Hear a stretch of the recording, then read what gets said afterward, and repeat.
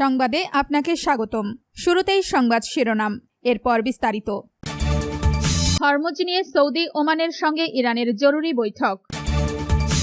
ইরানের সঙ্গে ভালো আলোচনা চলছে, দাবি ট্রাম্পের।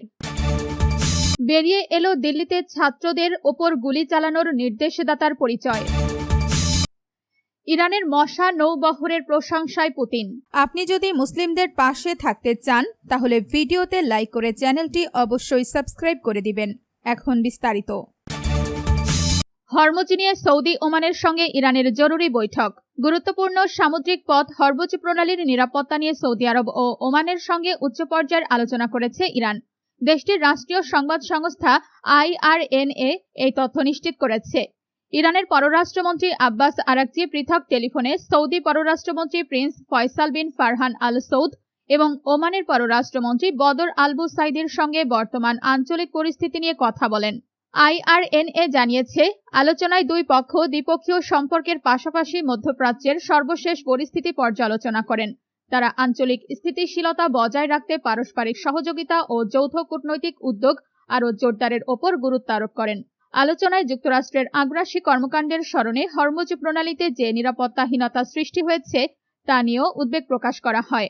এই পরিস্থিতি মোকাবেলায় সমন্বিত আঞ্চলিক উদ্যোগের প্রয়োজনীয়তার কথাও উল্লেখ করেন তিন দেশের পররাষ্ট্রমন্ত্রীরা। ইরানের সঙ্গে ভালো আলোচনা চলছে, দাবি ট্রাম্পের। ইরানের সঙ্গে ভালো আলোচনা চলছে বলে দাবি করেছেন যুক্তরাষ্ট্রের প্রেসিডেন্ট ডোনাল্ড ট্রাম্প। তার মতে দুই দেশের মাঝে কূটনৈতিক সমাধানের সম্ভাবনা রয়েছে। সোমবার 27 জুলাই মিশিগানে যাওয়ার পথে এয়ারফোর্স ওয়ানে সাংবাদিকদের সঙ্গে আলাপকালে ট্রাম্প কথা বলেন।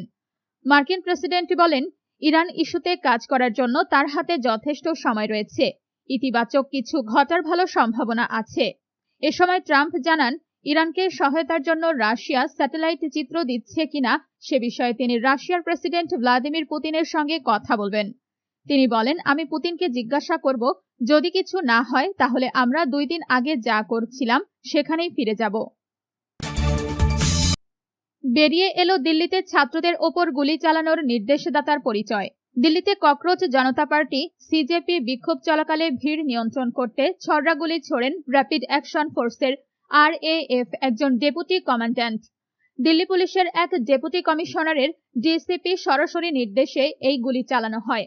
সম্প্রতি প্রকাশ পাওয়া এক সরকারি নথিতে এই চাঞ্চল্যকর তথ্য উঠে এসেছে। খবর দ্য হিন্দুর।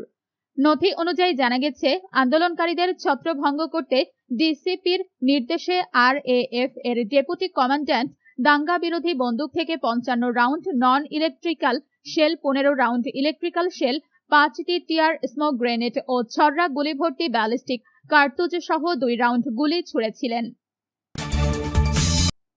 ইরানের মশা নৌবহরের প্রশংসায় পুতিন।